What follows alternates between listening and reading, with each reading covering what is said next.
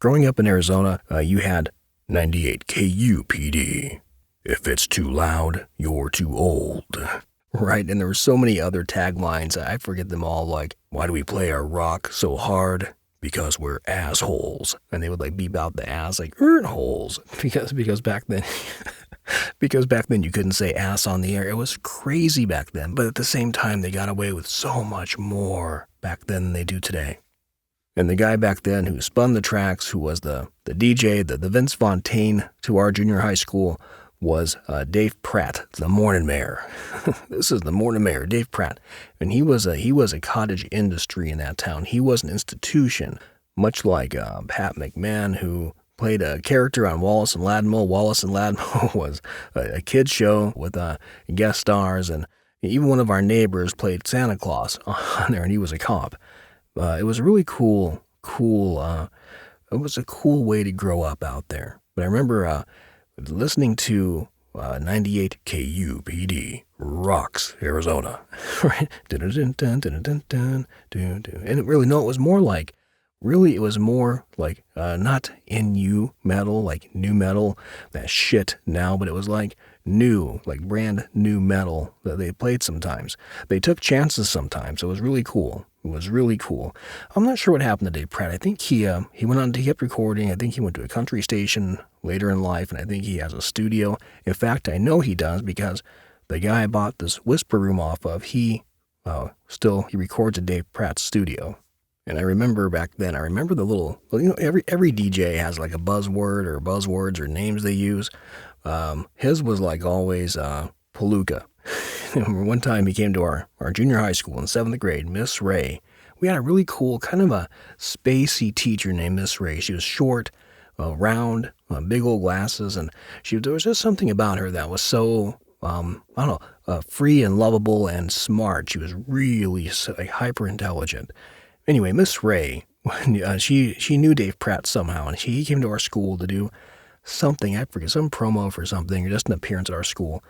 Anyway, I was in a cast, a wrist cast. I had wrecked on my bike in a BMX race, and so he was there, and there was a circle around him, out in the yard, the schoolyard, and I remember it was just our class for some reason. It was like, maybe he was doing class-to-class thing. I don't fucking remember, but the point is we were all kind of like, wow, that's Dave Pratt.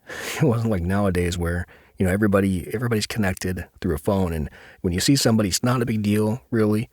Back then, that was a big deal to us because, I wasn't a huge fan. I knew who he was, and a few people at school wore the 98 KUPD shirts and the bumper stickers, and, a few of our neighbors would tune into it, then on the radio, that was the rock station. That was the rock station, not the classic rock station, which I think was 93.3 KDKP, or the 104.7 KZZP was like the top 40 station. And the truth was, back then, we were all into everything. I didn't care. I liked, in high school, there was this division. There was a cult division, right? It was one or the other. You liked metal, or you liked what they called back then the mods, like Depeche Mode, and alternative, I guess, is what you would call it, The Cure, and so I liked it all. I could not decide. I had a little girlfriend in high school, and her name was Beverly, and she said to me one time, she goes, I figured something out. You either like Def Leppard or you like Depeche Mode. You can't like them both. I found that out in school, and I didn't argue with her because she was letting me kiss her. It was cool, but I disagreed completely. And I liked them both. I didn't see a reason to be, and then back then too, who you listened to in school almost kind of defined your wardrobe, or certainly for the mods, when they had the floppy bangs and the really sensitive artsy type, whatever, those kind of people were really more like, the Smiths, the Cure, so on and so on, and then it got different to like, then there was the other kind of music rising up from underground. You had the kind of music that none of us really got into until we were able to really get out and branch around from the typical, the regular genres, I should say. So, you had your Judas Priest heads, you had your Metallica heads. But Metallica back then, by the way, Master of Puppets was brand new, and Ride the Lightning, Kill 'Em All. That was like, holy shit, who are these guys? But then Slayer, Rain and Blood was introduced to me in art class, and I was like, holy fuck, what is this? This is brilliant. So after that, that was it. I was a metalhead. I was born with that cassette tape. I was born into thrash metal at that point.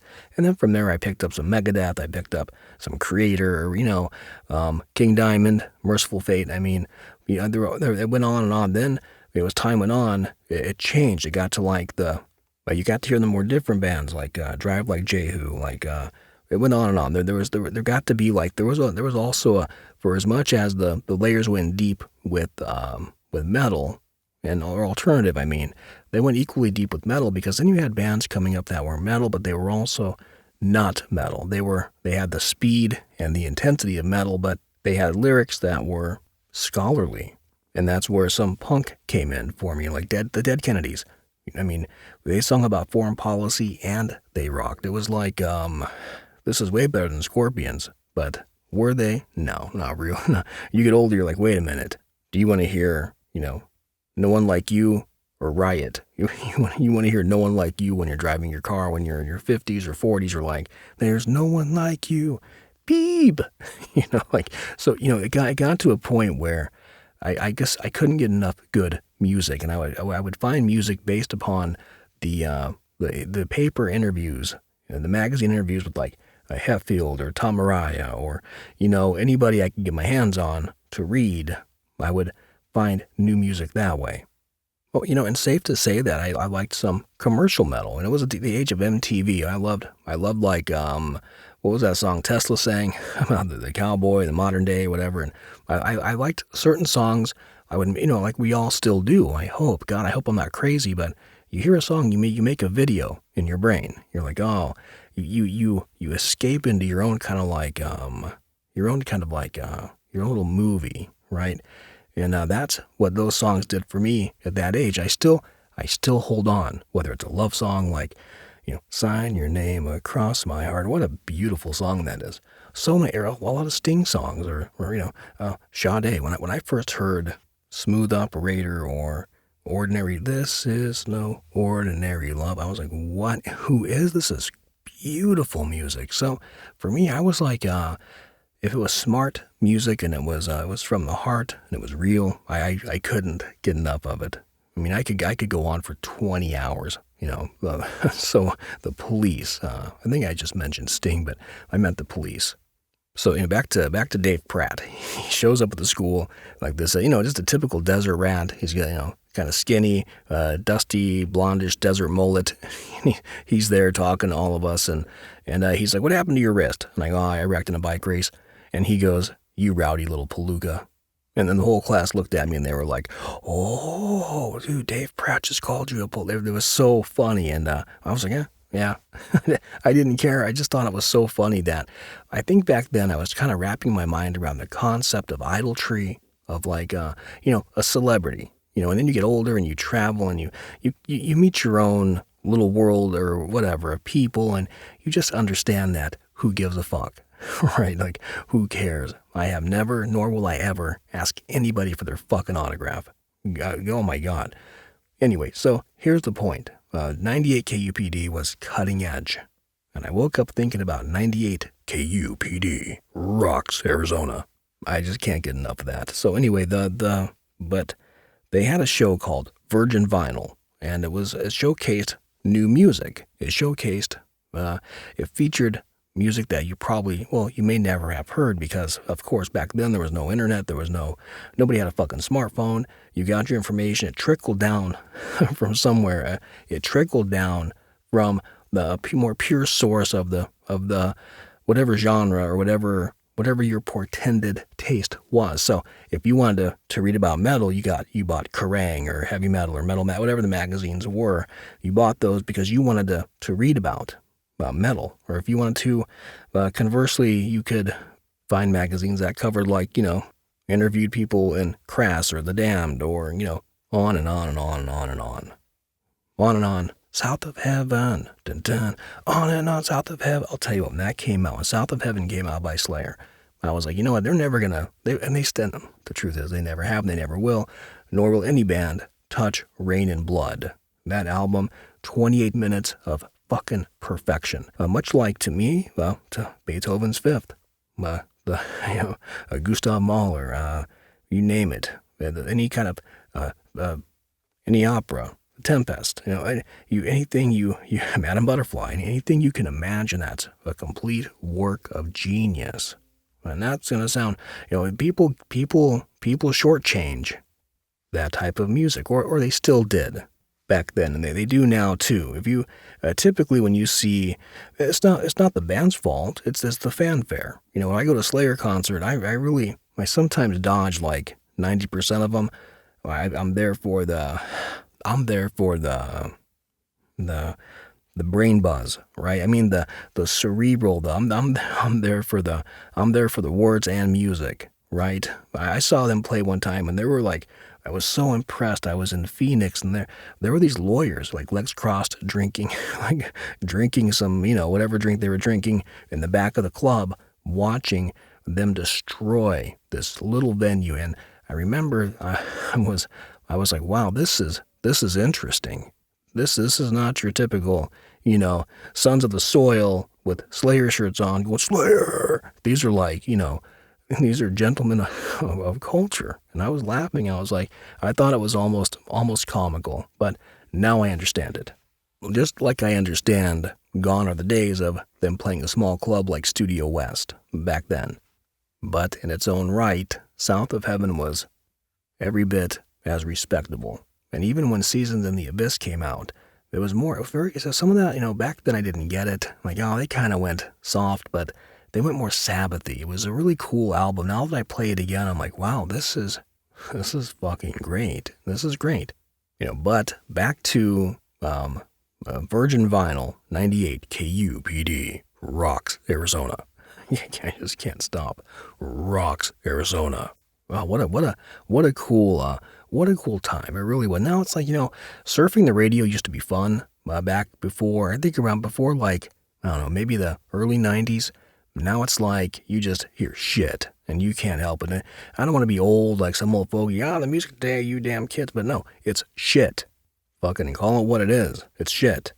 Well, anyway, a buddy of mine, he was kind of like my oratone of new music, because he knew everybody. He knew he was older, like a year older in school, and he knew I rode bikes with him, and he was like, he was more in touch with, he had more access with, to the type of music I liked, mainly because his parents were not as strict as mine, and he had a car, and I never did until, I didn't have a car until I was on my own. But I remember this moment. And one day, he had his Volkswagen Rabbit, and we're going to go ride bikes with some kids in downtown.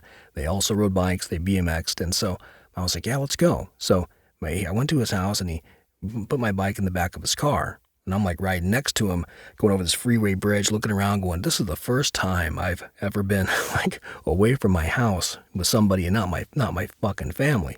And I'm looking around going, wow. I'm like, this is freedom.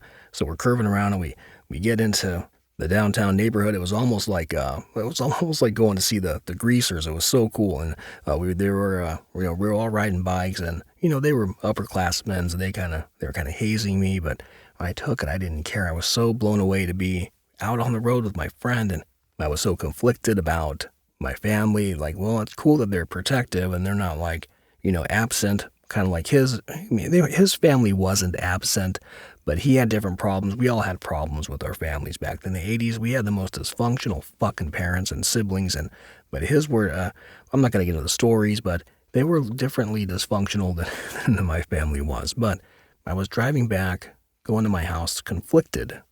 I had a love-hate thing going on with my home life at that point, because I also realized how lucky I was at that point too. I was lucky. So I didn't really, I let it go. And we spent the next year or so riding, having fun. And then my mom died that next summer, and then the old man became a drug addict, and we lost everything. And so, I found myself going across the country with them, and then having hard times, and then eventually staying with other siblings, and eventually, staying in touch with my friend. And so I was staying at my brother's house over in North Phoenix, and my buddy who I'm talking about now, the Volkswagen Rabbit guy, he came over. We used to ride all the time. And he lived in Scottsdale, and his family had money. At that point, I was like, wow, you guys are loaded. Beautiful house in Scottsdale, pool, red tile floors. I was like, what the fuck? This is awesome.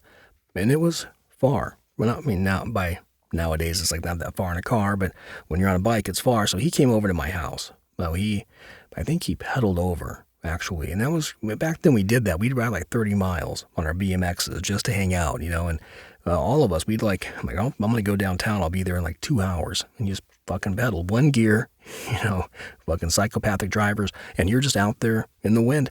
It was fun. But, at that point, once my mom died and I kind of like had forced freedom, I did all that shit. But even in like high school, when you rode your bike 2 miles by the theater to ride with your friends or whatever you did, or go jumping the trails in like Skunk Creek, which is, now a subdivision of homes that Skunk Creek is just no more. That was our utopia. It was so fun. The dirt jumps and the berms and the trails and holy fuck, we had a blast.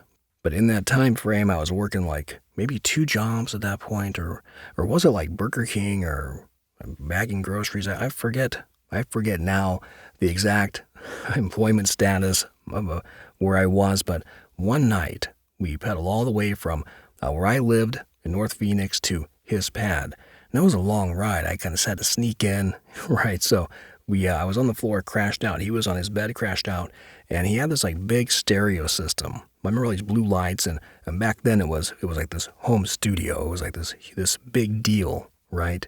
And we fell asleep listening to 98 KUPD. So, and I was lying on the floor, and I heard this song. Like a lot of us back then, we were vampires in Arizona. We had our windows blacked out so you could sleep in the day. And we weren't in school anymore. So it was like Chris crashed out. And so, but I remember, I don't know what time it was, but I woke up and looked at the blue lights on that behind the glass door, the little glass door that you click with your finger in the cabinet. And I was listening on the floor, staring off half an eye on the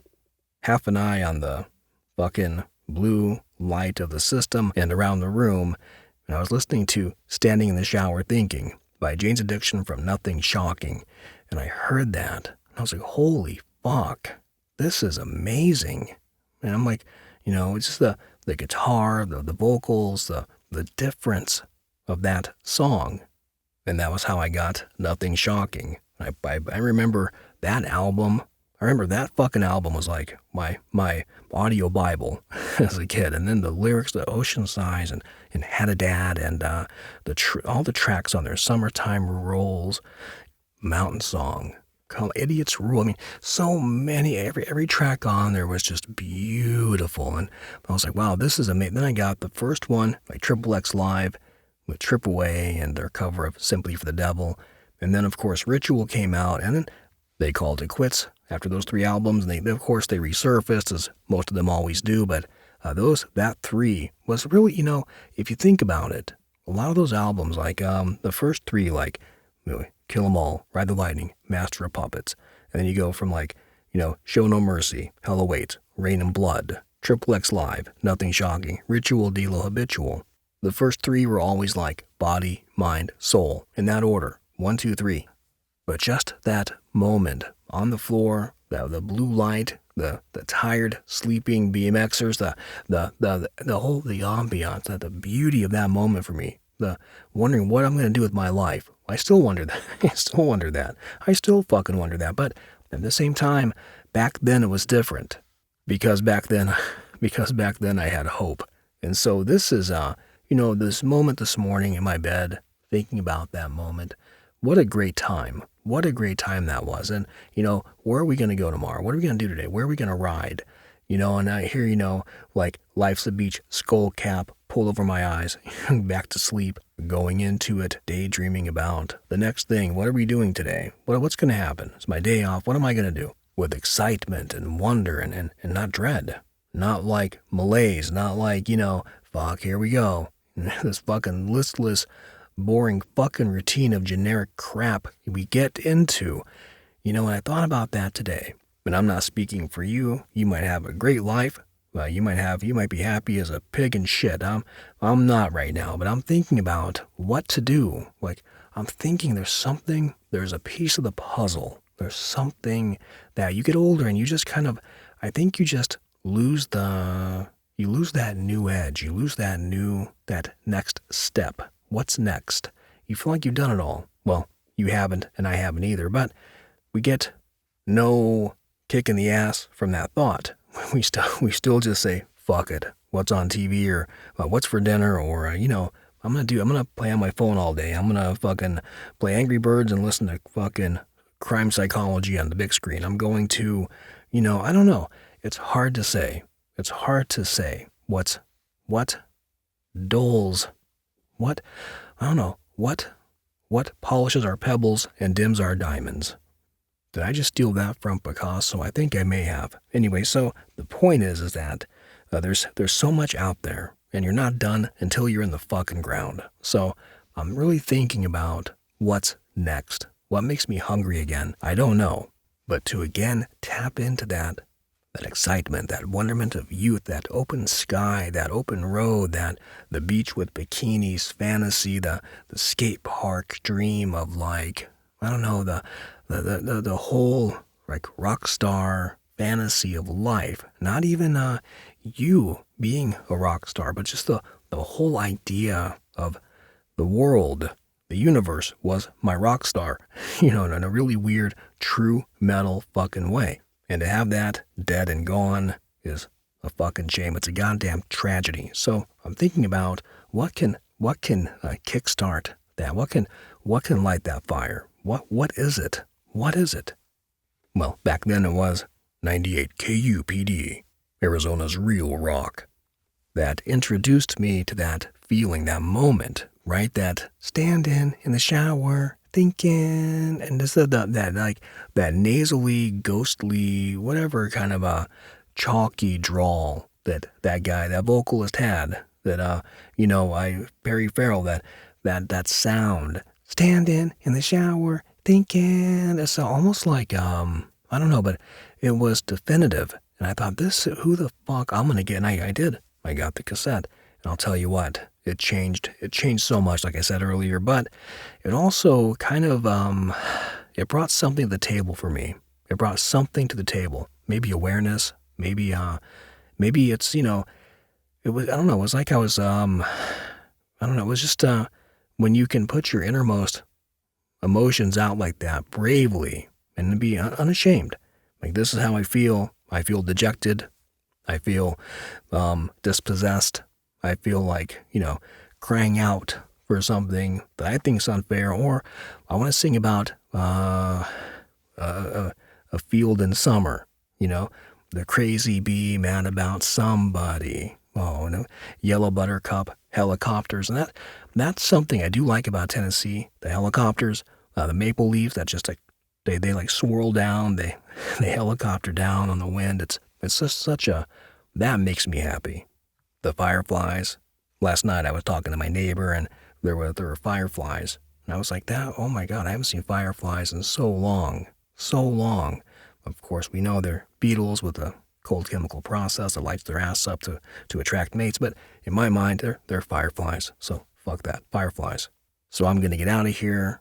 Things to do. I'm going to force myself out of the booth and into the world. Into the fucking void I must redefine. Let's redefine it. Anyway, hope you have a good one. Thank you for listening, and I'll talk to you in the brand new video. And as always, take good care.